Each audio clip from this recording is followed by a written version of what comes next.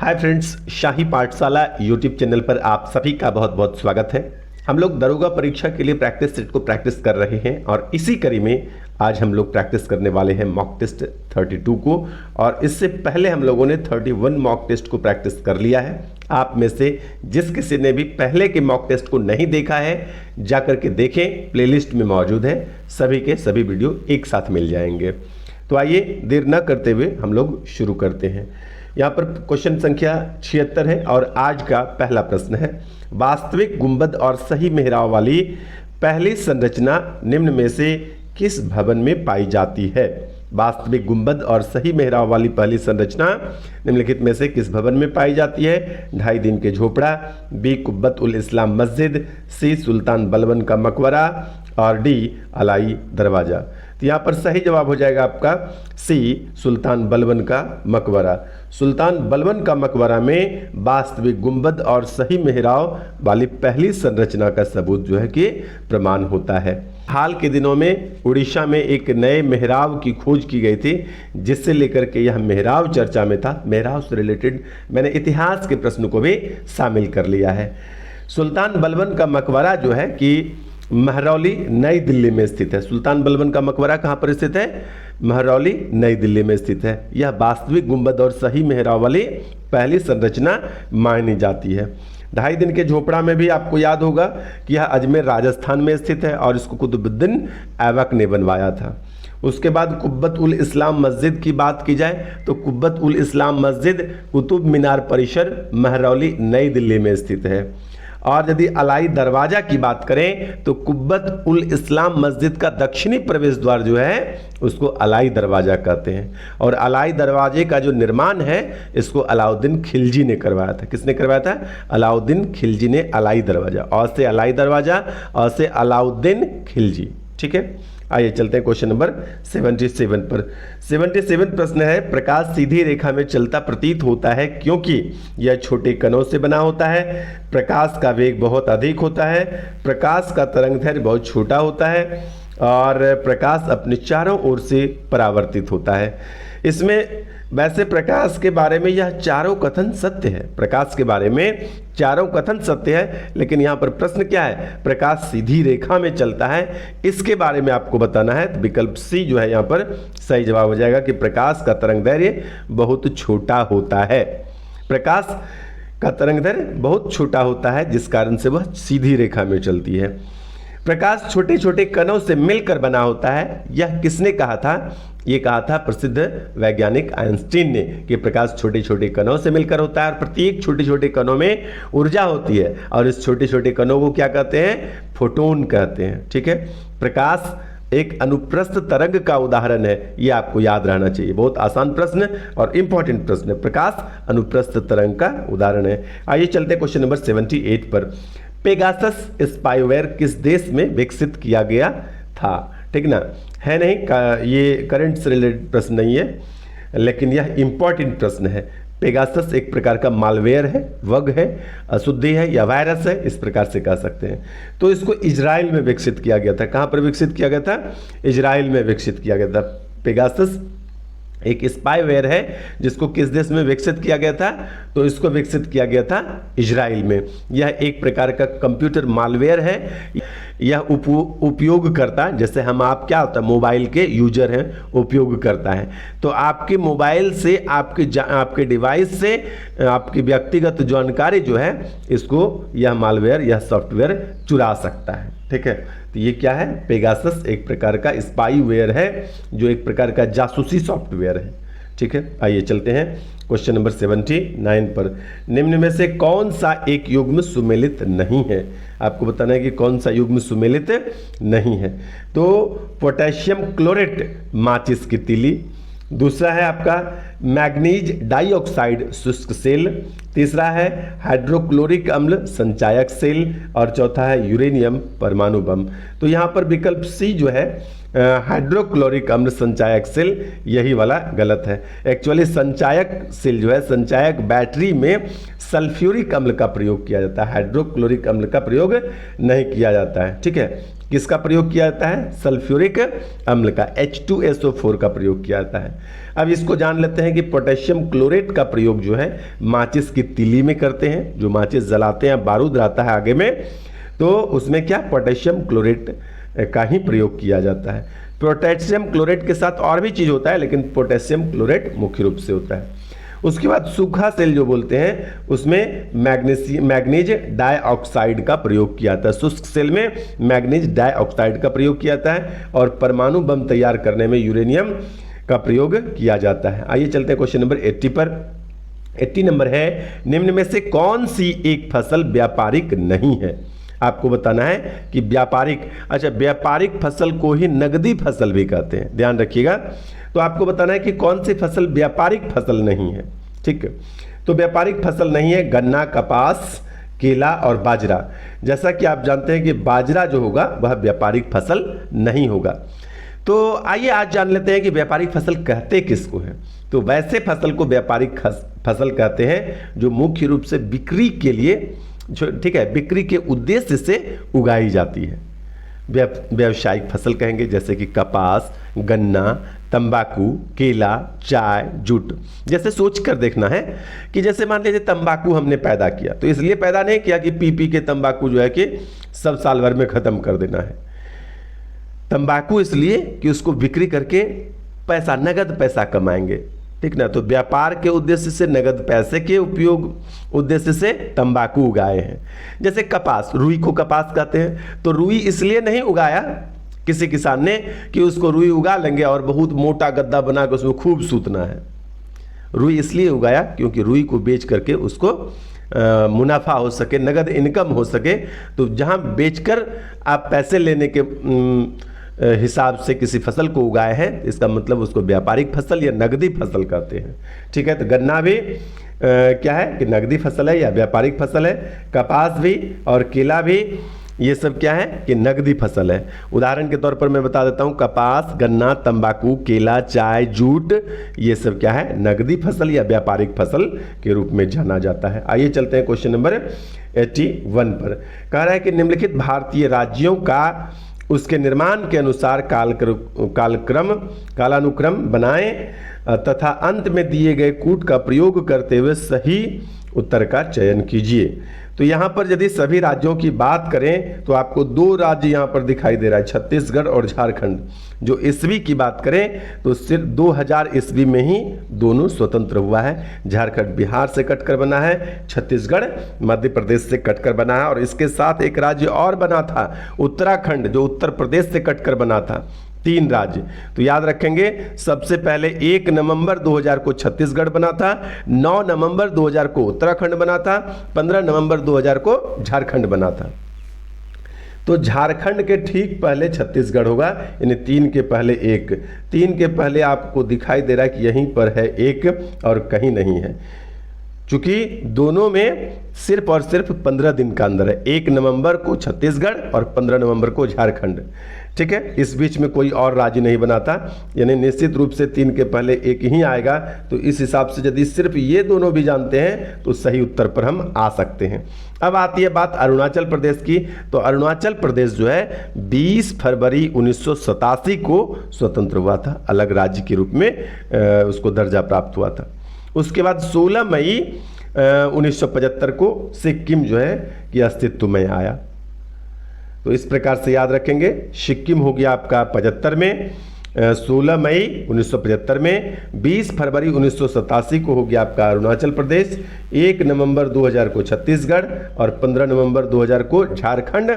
और इसी के साथ हमने कहा कि उत्तराखंड भी स्वतंत्र हुआ था, तो 9 नवंबर 2000 को उत्तराखंड स्वतंत्र हुआ था। आइए चलते हैं आगे, 81 हो गया। 82 प्रश्न पर विजय केलकर समिति की रिपोर्ट संबंधित थी। तो विजय केलकर की समिति की जो रिपोर्ट है वह किससे संबंधित थी? तो आप लोग सभी उम्मीद है कि इस प्रश्न को जानते होंगे, कर सुधार से संबंधित था विजय केलकर समिति की रिपोर्ट। ठीक है, विजय केलकर समिति की रिपोर्ट किससे आधारित था? तो कर के सुधार से। इंपॉर्टेंट प्रश्न है, याद रखिएगा, विजय केलकर समिति टैक्स करेक्शन से, टैक्स सुधार से। आइए 83 पर चलते हैं। पूर्ति अपनी मांग स्वयं बना लेती है, यह है। बाजार का नियम, मांग और पूर्ति का नियम, मांग का नियम और पूर्ति का नियम। आपको बताना है कि पूर्ति अपनी मांग स्वयं बना लेती है, यह चारों विकल्पों में से किसका नियम है। तो यहाँ पर सही जवाब हो जाएगा विकल्प ए, यह बाजार का नियम है। इसको थोड़ा सा डिटेल से हम लोग जानने का कोशिश करते हैं। एक अर्थशास्त्री हुए जिनका नाम था जे.बी. से, ठीक है, जे.बी. से, पॉकेट से नहीं, जे.बी. से, चूंकि पॉकेट से नाम नहीं था, जे.बी. से नाम था। तो जे.बी. से ने अपनी पुस्तक ट्रेड द इकोनॉमिक पॉलिटिक में उन्होंने बाजार संबंधी जो है कि नियम प्रस्तुत किया, और जे.बी. से के बाजार नियम के अनुसार, किसके, जे.बी. से के बाजार नियम के अनुसार पूर्ति अपनी मांग स्वयं बना लेती है। जे.बी. से का जो बाजार का नियम था, उसके बाजार नियम के अनुसार पूर्ति अपनी मांग स्वयं बना लेती है।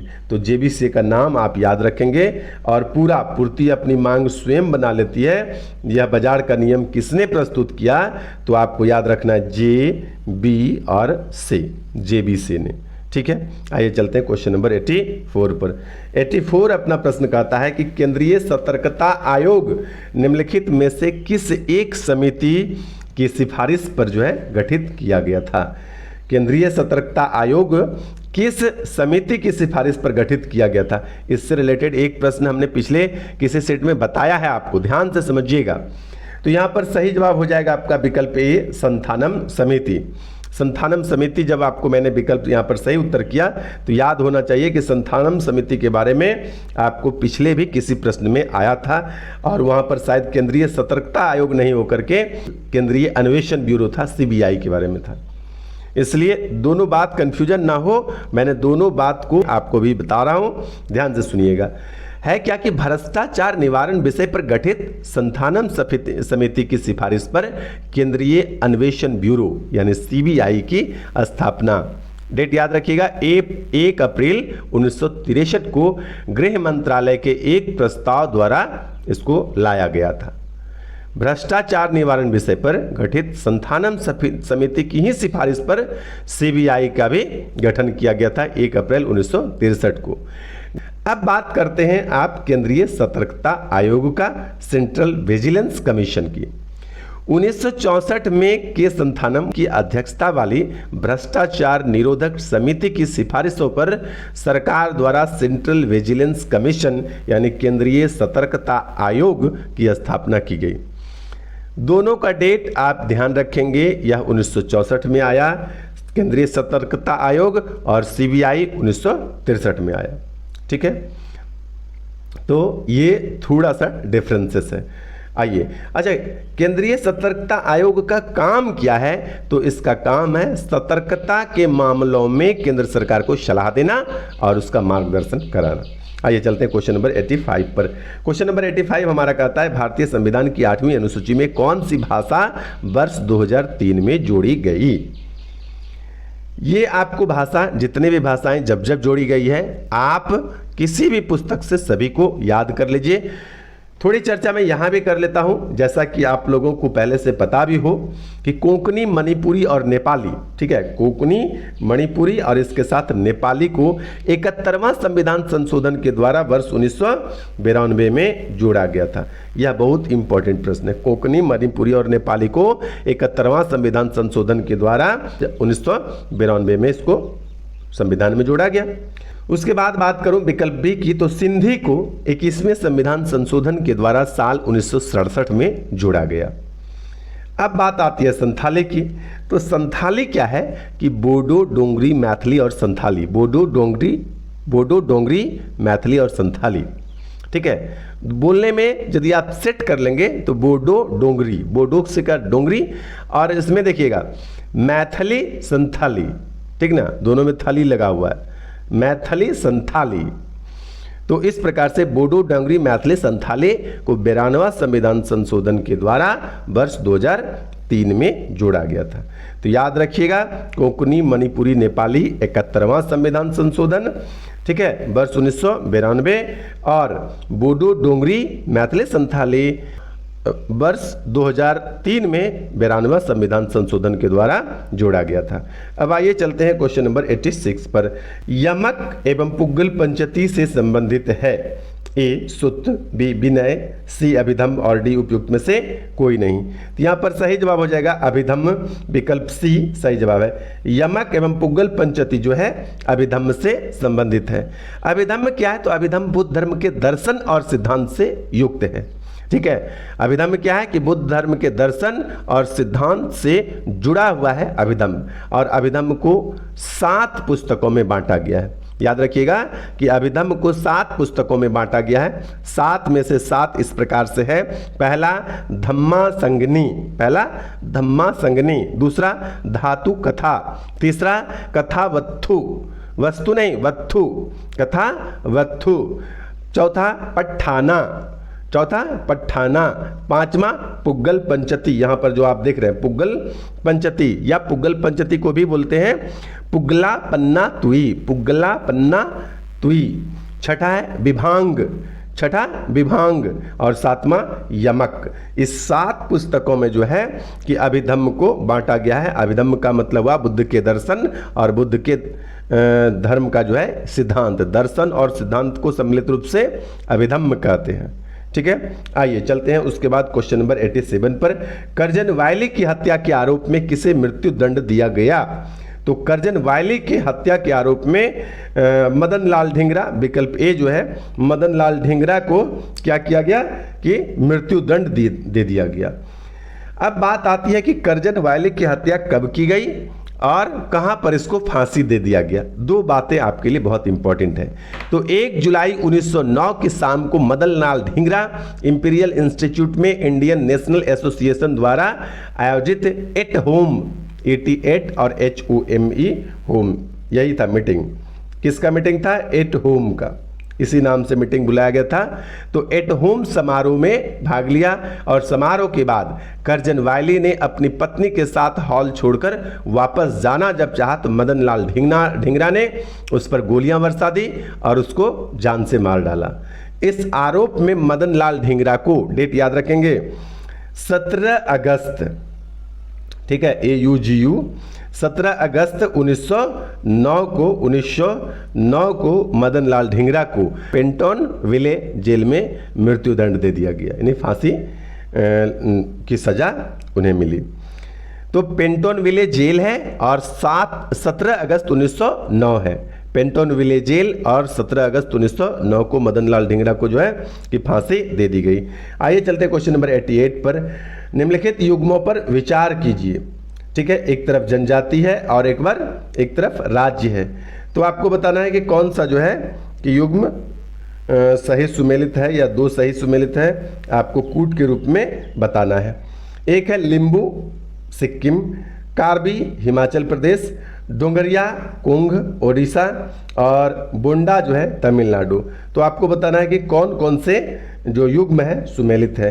तो यहाँ पर विकल्प ए जो है सही है कि एक लिम्बू सिक्किम में और तीसरा डोंगरिया कुंग जो है यह उड़ीसा में पाया जाता है। तो इस प्रकार से विकल्प ए जो है यहाँ पर बिल्कुल सही जवाब है कि लिम्बू सिक्किम और डोंगरिया कुंग जो है उड़ीसा राज्य में पाया जाता है।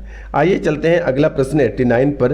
राजनीति रत्नाकर के लेखक कौन हैं? राजनीति रत्नाकर पुस्तक के लेखक कौन हैं? आपको बताना है कि राजनीति रत्नाकर पुस्तक के लेखक कौन है। तो यहाँ पर विकल्प बी जो है सही जवाब हो जाए। चंदेश्वर जो है राजनीति रत्नाकर पुस्तक के लेखक हैं, चंदेश्वर।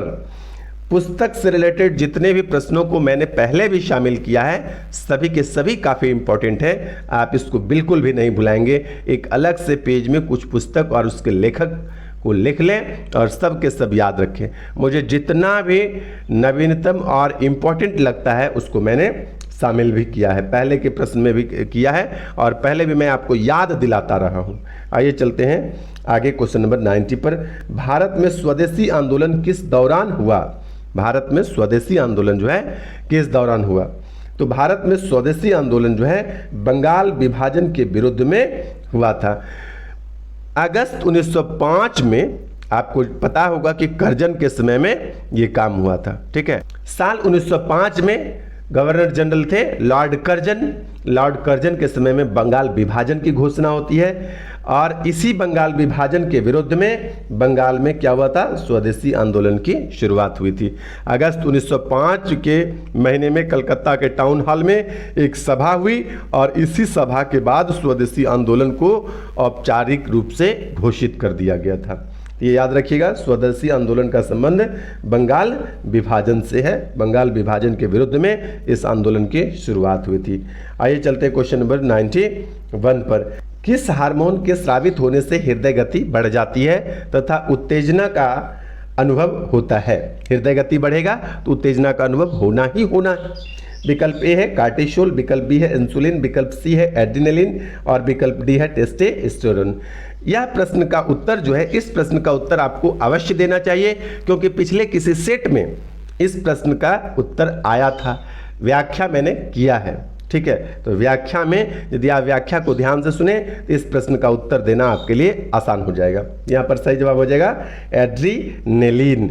ठीक है, इसका हिंदी होता है अधिवृक्क ग्रंथि। जो किडनी होता है, वृक्क होता है, वृक्क के ऊपर में इस प्रकार से अधिवृक्क ग्रंथि, इसको एड्रिनल ग्लैंड कहता है। इससे एड्रेनालिन नामक एक हार्मोन का स्राव होता है जो क्या करता है, शरीर में हृदय की गति को, हृदय की धड़कन को, रक्तचाप को नियंत्रित करता है। मैंने कहा था कि इस हार्मोन को लड़ो और उड़ो हार्मोन भी कहते हैं, लड़ो और उड़ो हार्मोन भी कहते हैं। ठीक ना। और भी मैं जानकारी दे दूं कि यहीं से स्रावित होता है कार्टिसोल। ठीक है, कार्टिसोल का स्राव होता है और यह कार्टिसोल 1 नंबर में आप देख रहे हैं ना, यह कार्टिसोल का स्राव भी अधिवृक्क ग्रंथि से ही होता है, जिसको स्ट्रेस हार्मोन, तनाव हार्मोन, स्ट्रेस मतलब तनाव, कार्टिसोल को स्ट्रेस हार्मोन, तनाव हार्मोन भी कहते हैं। और इंसुलिन जैसा आप लोग जानते हैं अग्न्याशय से स्रावित होता है, जो शरीर में शुगर की मात्रा को नियंत्रित करता है। अग्न्याशय यानी अंग्रेजी में पैनक्रियाज। और टेस्टोस्टेरोन हार्मोन जो है यह एक प्रकार का सेक्स हार्मोन है। आइए चलते हैं क्वेश्चन नंबर 92 पर। कठोर जल उपयुक्त नहीं है पीने के लिए, साबुन से कपड़े धोने के लिए, बॉयलर्स में प्रयोग करने के लिए, फसल की सिंचाई के लिए। आपको बताना है कि किस काम के लिए जो है यह कठोर जल उपयुक्त नहीं है। कौन से कथन सही है ये आपको बताना है। तो यहाँ पर चारों कथन ही सही है। ठीक है, कठोर जल किसी काम के लिए उपयुक्त नहीं है, पीने के लिए भी नहीं, साबुन से कपड़े धोने के लिए भी नहीं, बॉयलर्स में प्रयोग करने के लिए भी नहीं और फसल की सिंचाई के लिए भी नहीं। किसी काम के लिए कठोर जल उपयुक्त नहीं है। आइए चलते हैं क्वेश्चन नंबर 93 पर। 93 कहता है कि जिस पदार्थ में बड़ी संख्या में मुक्त इलेक्ट्रॉन होते हैं और कम प्रतिरोध दर्शाता है क्या कहलाता है? तो जिसमें मुक्त इलेक्ट्रॉन होगा, जिसमें प्रतिरोध कम होगा, उसको चालक कहेंगे। बहुत आसान प्रश्न है, लेकिन जिन लोगों को नहीं पता है उसके लिए बहुत मुश्किल है। मुक्त इलेक्ट्रॉन किस में होगा, प्रतिरोध कम किस में होगा? मुक्त इलेक्ट्रॉन है मतलब अच्छा से बहुत अच्छा चालक है, प्रतिरोध कम है इसका मतलब भी है कि अच्छा चालक है। तो दोनों बात में से एक भी बात की समझ होगी तो पता चल जाएगा कि यह चालक की बात हो रहा है। आइए चलते हैं क्वेश्चन नंबर 94 पर। किस अधिनियमों के द्वारा कंपनी के व्यापारिक एकाधिकार को अंशतः व पूर्णतः समाप्त कर दिया गया? यानी किन अधिनियम के द्वारा? 1813 व 1833 चार्टर अधिनियम के द्वारा, 1833 व 1853 चार्टर अधिनियम के द्वारा, 1858 व 1919 का भारत सरकार अधिनियम के द्वारा, 1861 व 1892 का भारतीय परिषद अधिनियम के द्वारा। आपको बताना है कि किस अधिनियम के द्वारा जो है कि व्यापारिक एकाधिकार को अंशतः व पूर्णतः समाप्त कर दिया गया। विकल्प ए यहाँ पर सही हो जाएगा। इस प्रश्न का भी व्याख्या हम लोग पीछे कर चुके हैं। 1813 में अंशतः और 1833 के चार्टर अधिनियम में पूर्णतः जो है कि ईस्ट इंडिया कंपनी का जो व्यापारिक एकाधिकार था इसको समाप्त कर दिया गया था। ठीक है, अब अकेले सिर्फ और सिर्फ कंपनी ही व्यापारिक एकाधिकार प्राप्त नहीं रहेगा। उसमें भी जब 13 में लिया गया था, चाय और चीन के साथ जो है व्यापारिक एकाधिकार उसके पास था, लेकिन बाद में उसको भी समाप्त कर दिया गया था। आइए चलते हैं क्वेश्चन नंबर 95 पर। अनुसूचित जाति तथा अनुसूचित जनजाति को किस अनुच्छेद के अंतर्गत मौलिक सामाजिक, आर्थिक, राजनीतिक तथा सांस्कृतिक अधिकार जो है कि दिया गया है? तो अनुसूचित जाति और अनुसूचित जाति को ये अधिकार दिया गया है किस अनुच्छेद के तहत? तो अनुच्छेद 17 के तहत। विकल्प डी यहाँ पर सही जवाब हो जाएगा कि अनुसूचित जाति अनुसूचित जनजाति को अनुच्छेद 17 के अंतर्गत मौलिक सामाजिक आर्थिक राजनीतिक तथा सांस्कृतिक अधिकार जो है कि प्रदान किया गया है। आइए चलते क्वेश्चन नंबर 96 पर। निम्नलिखित में से किस चट्टान में कोयला और पेट्रोलियम पाया जाता है? यह प्रश्न भी आपके लिए मैं समझता हूं कि आसान है कि किस चट्टान में यदि कोयला और पेट्रोलियम पाया जाता है तो अब शादी और परतजार चट्टान जो है कि इसमें कोयला और पेट्रोलियम पाया जाता है। जैसे क्यों आसान है? क्योंकि आप जानते हैं कि कोयला किस प्रकार के चट्टान का उदाहरण है। इसको बोलेंगे कि अवसादी चट्टान का उदाहरण है। कोयला कौन सा चट्टान का उदाहरण है? अवसादी चट्टान का उदाहरण है। ठीक है, आइए चलते हैं क्वेश्चन नंबर 97 पर। 97 कहता है कि 1667 में जब औरंगजेब ने गोलकुंडा के किले पर अधिकार कर लिया उस समय गोलकुंडा का शासक कौन था? ठीक है, 1867 में जब औरंगजेब ने गोलकुंडा के किले पर अपना अधिकार कर लिया, ठीक है, तो उस समय गोलकुंडा का शासक कौन था? तो विकल्प ए यहाँ पर सही जवाब हो जाएगा। अबुल हसन कुतुब शाह जो है ये कौन थे? गोलकुंडा के शासक थे 1687 में। 1687 में जब औरंगजेब ने गोलकुंडा किले पर अधिकार कर लिया तो उस समय गोलकुंडा का शासक अबुल हसन कुतुब शाह थे। आइए चलते हैं क्वेश्चन नंबर 98 पर। द राइज एवं growth of economic nationalism in India के लेखक कौन हैं? द राइज एवं growth of economic nationalism in India पुस्तक के जो लेखक है वो हो जाएगा आपका विकल्प डी बिपिन चंद्र। ठीक है, बिपिन चंद्रा भी बोलते हैं, क्योंकि अंग्रेजी में जब लिखते हैं तो इसको लिखते हैं बिपिन चंद्रा, तो बहुत जगह आपको बिपिन चंद्रा भी लिखा हुआ मिल सकता है। तो द राइज एवं growth of economic nationalism in India ये पुस्तक है बिपिन चंद्रा की, उन्हीं के द्वारा यह लिखा गया है। तो पुस्तक से रिलेटेड मैं फिर से कह रहा हूं कि जो भी प्रश्न आएगा उसको बहुत गौर करके याद रखेंगे। आइए चलते हैं क्वेश्चन नंबर 99 यानी सेकंड लास्ट प्रश्न पर। जलवाष्प में भंडारित उष्मा है, जलवाष्प में जो है किस प्रकार की उष्मा भंडारित रहता है, यानी कि छिपा हुआ रहता है? तो जलवाष्प में 4 विकल्प है आपके पास। विकल्प ए विशिष्ट उष्मा, विकल्प बी गुप्त उष्मा, विकल्प सी निक्षेप उष्मा और विकल्प डी आपेक्षिक उष्मा। तो सही जवाब हो जाएगा विकल्प बी गुप्त उष्मा। जलवाष्प में जो है कि गुप्त उष्मा जो है कि भंडारित रहता है, इसलिए जलवाष्प से जब कभी भी आपका हाथ जलेगा तो क्या होगा कि जलन बहुत ज़्यादा होगा। आइए उसके बाद आज का अंतिम 100वां प्रश्न जो है, नक्षत्रों की कुल संख्या कितनी होती है? इस प्रकार के प्रश्न रेयर पूछते हैं और रेयर किसी प्रैक्टिस सेट में भी आपको मिलेगा। ठीक है, तो यह दुर्लभ प्रश्न में से एक है। नक्षत्रों की कुल संख्या कितनी होती है? तो नक्षत्रों की कुल संख्या जो है कि सही उत्तर हो जाएगा विकल्प डी, नक्षत्रों की कुल संख्या 27 होती है। नक्षत्रों की कुल संख्या कितनी होती है? नक्षत्रों की कुल संख्या 27 होती है। ग्रहों की कुल संख्या 8 है, ग्रहों की कुल संख्या 8 है। प्लूटो को जो है कि प्राग सम्मेलन 2006 के तहत ग्रह की श्रेणी से हटा करके बौने ग्रह की श्रेणी में रख दिया गया और तब से प्लूटो का ग्रह होने का गौरव जो है कि समाप्त हो गया है और अब कितना 8 के बदले 9 के बदले सिर्फ 8 ही ग्रह मौजूद है। इस प्रकार से बने रहिए शाही पाठशाला के साथ। आज के लिए इतना ही, धन्यवाद।